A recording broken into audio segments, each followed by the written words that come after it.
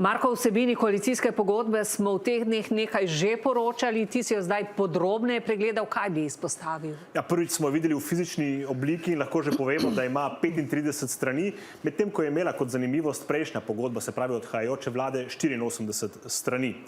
Pogodba je razdeljena na dve poglavji. Prvo, temeljna izhodišča. Tu je na kratko opredeljenih 20 izhodišč, o katerih je bilo v javnosti že precej govora. In drugo poglavje, program koalicije po resorjih, kjer je opredeljena vsebina dela posamičnega resorja, po tej pogodbi 15 resorjev. O vsebini financ smo neuradno obsežno poročali že v tem tednu in ta vsebina danes tudi drži.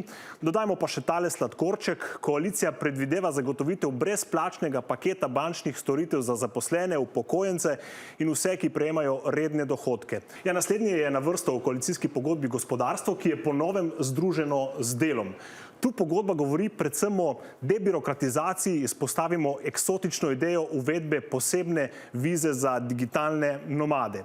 Na tretje mesto je koalicija postavila združen resor za notranje zadeve in javno upravo. Koalicija tudi tukaj napoveduje racionalizacijo in debirokratizacijo, pa tudi dosledno zavračanje migrantov, ki niso begunci, ponovno uvedbo avtocestne policije, premestitev institucij po celi državi, začetek postopkov za ustanovitev pokrajin.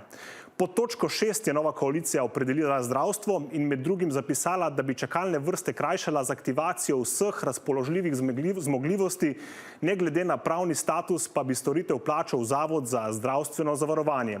Ustanovili bi tudi sklad za redke bolezni.